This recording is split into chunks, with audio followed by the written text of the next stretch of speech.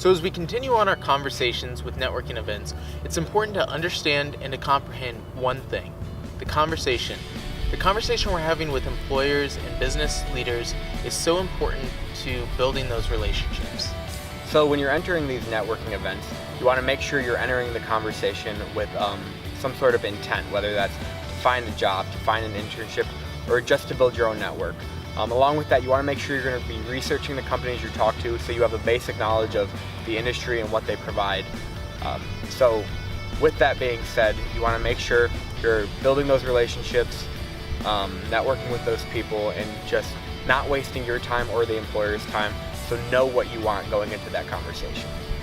And so as we kind of transition on from that, we talk about not wasting time with yourself and with the employers you're talking to. That means the conversations you're having should be authentic, making sure that each conversation you have has a purpose behind it. If you aren't intentional with what you're saying, it's not going to be beneficial for you or for that employer. So there's a difference between saying, "How are you?" versus actually meaning, "How are you?" Or, "What do you do as a profession?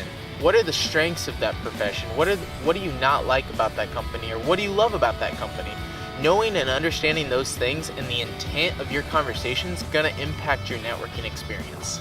Yeah, so with that being said, you want to be able to genuinely relate to the employers and what they're talking about. So an easy way to do that is just think about your questions and what you're asking and make sure they're open-ended questions. You don't want to ask a question that they can simply answer with yes or no, but like Chris said, tell me about your industry. They can go into depth and you can actually take something away from that conversation.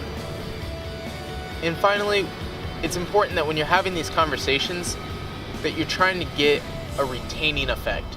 It's not supposed to be a one-time conversation where you hear their story or their conversations about their industry and it goes through one ear and out the other. It's to where it leaves that impact, to where it's helping you decide, is this an industry that maybe I'm gonna want to go into after I graduate, or is this something that kind of isn't for me? So having those conversations with those employers is so critical, and making sure that those conversations count. And then it's also important to make sure you're actually following through with what you say.